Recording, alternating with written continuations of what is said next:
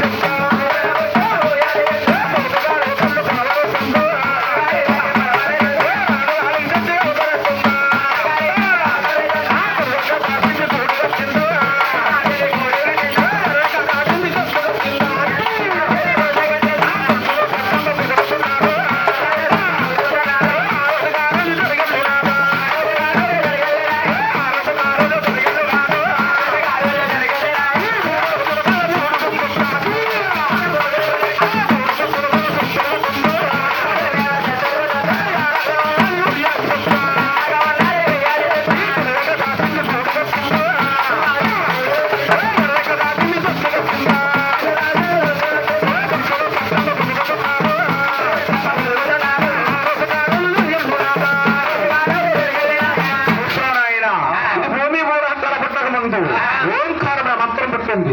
మంత్రంలో ఒక జ్యోతి పుట్టింది. జ్యోతిలో యాది చేతి పుట్టింది.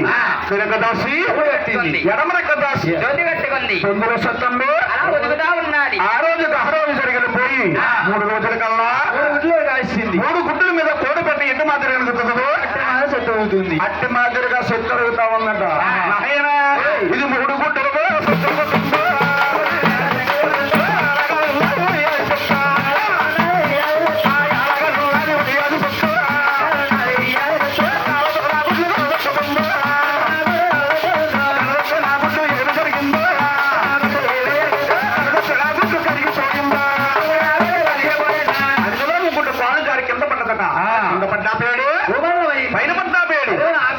అందులో సందమామ రాని రవణుని కూడా ఎప్పుడైతే ఒక గుడ్డు నిస్వార్థంగా పోయిందో ఇంకా 2 గుడ్లు ఉన్నాయట.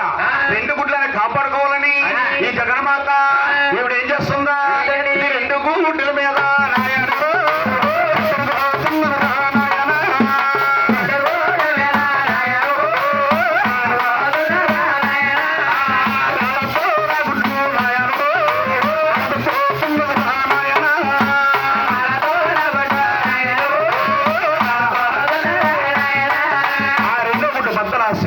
అగ్నియామిని సుందరమైంది కూడా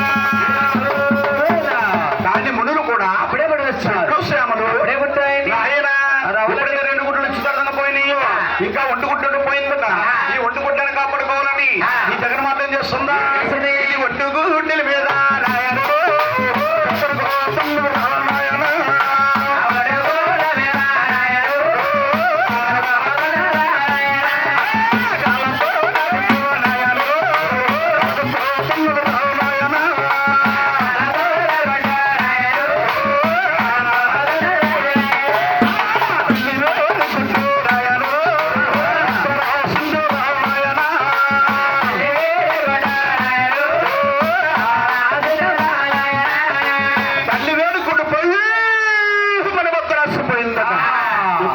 తరసిపోయిందో ఆయన ఆ బద్దలాసుల గుడ్డులోంచి మహానుభావులు 3 జన్మల ఏర్పడిందా.